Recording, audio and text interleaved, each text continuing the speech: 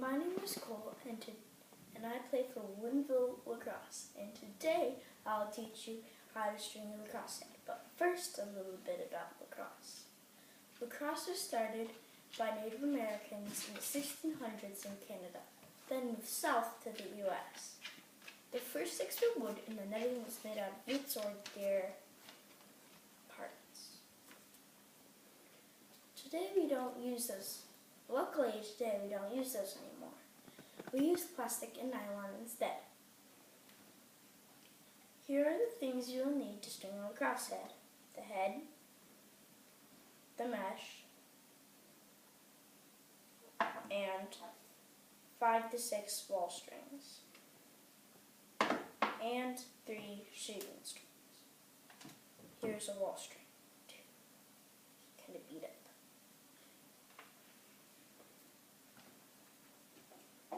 Now we begin the steps. It takes about 15 minutes to string a lacrosse head, but since we don't have that much time today, I will show you the main steps and what a finished stick looks like.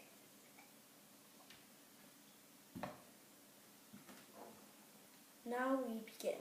The first step is to stretch the mesh across the head.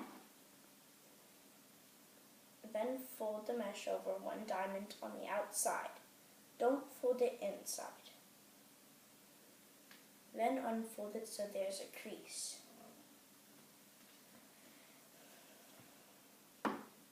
Now it's time to do the roof string. First, tie a loop knot on the first roll string, then pull it through the head, and pull it through the next hole, and then pull it back through the mesh, and then through the string that went from the hole that had the knot tied to it to the hole that had the string that goes to the mesh. That is a half hitch. You're going to need to do lots of these to complete the head. You have the option to add up to 2 half hitches per hole.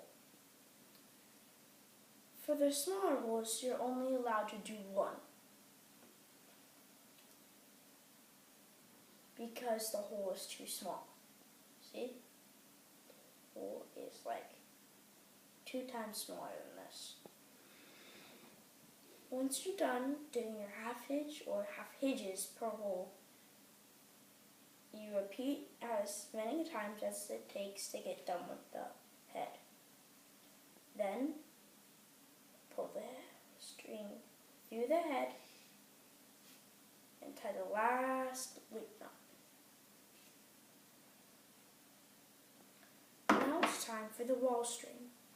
First, it's about the same thing as you did on the roof string, except you don't and will probably not string it like the double half hitch. What you do is you pull the string through the hole and pull it through the mesh, and then do the half hitches down. Then repeat as many times as it takes to do it till the bottom. Then pull the string back through the end hole and tie a loop knot. Repeat the same steps that I told you on the other side of the head. Now it's time for the pocket string, or the bottom string. Doesn't really matter what you call it. Just matters if you do it right. The first step is to stretch the mesh out and count the 9 holes. As soon as you find where you want to put your string and it has 9 holes across, count 3 holes on each side. On the right side, you see the 3 holes, and you pull the string through the 3rd hole underneath it. Make sure you pull it underneath, not over, because it won't work if it's over. Then on the left side, take it and pull it over the string. So it gathers up all that string, and it's kind of like a ponytail. But there's other hair that goes around it, or mesh. So when you're done with that, pull it back through the head hole and tie a loop knot. Next, we have to do the shooting strings. The shooting strings are woven across the head and help with shooting accuracy and shooting speed on how you weave them across. Here's what a finished stick looks like. You see that it has all the strings completed, and I have more holes on this one, so I decided to skip one. I also had 2 more holes on the bottom than this one, so I added another bottom string in case it breaks, or one breaks. You see that I have this all completed, and I have my shooting strings in a U or an N shape. U, N.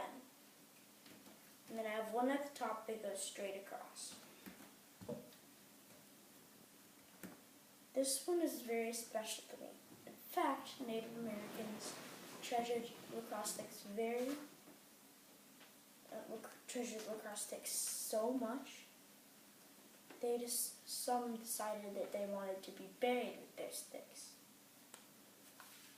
Stringing lacrosse sticks is very difficult, but I hope my speech made it a lot easier. Unless you're a girl, because girl sticks are completely different.